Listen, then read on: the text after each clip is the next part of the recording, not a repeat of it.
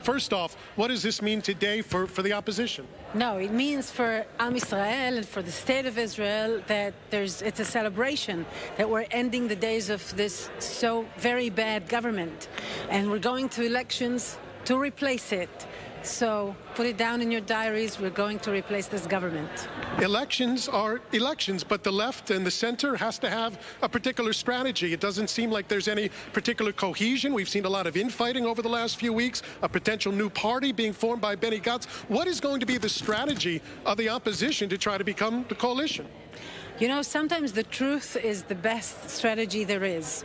Because I heard one of the Likud members saying today that, you know, forget corruption. People vote according to a mere life.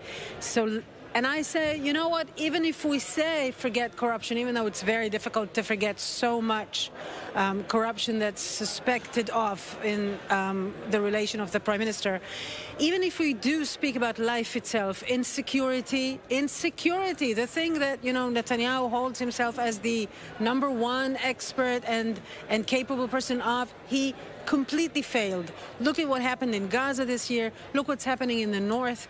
While he's prime minister, the Iranians are closer than ever.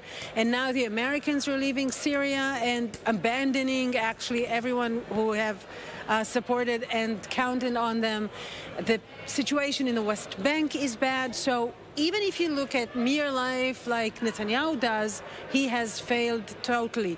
Then, again, if you look at life itself in the sense of how people are able to exist in Israel, the sizes of poverty, the cost of living, so many problems with health, the health system, the welfare system, the education system, and of course the fact that Netanyahu has allowed Jewish missionary forces to narrow democracy and to narrow personal freedom in Israel. Everybody feels it. Everybody in Israel wants change, and I'm sure they will act on it. You say everybody wants change, but the polling, even with all the problems the Prime Minister has, still shows he would win. So what's going to be the difference come April 9th?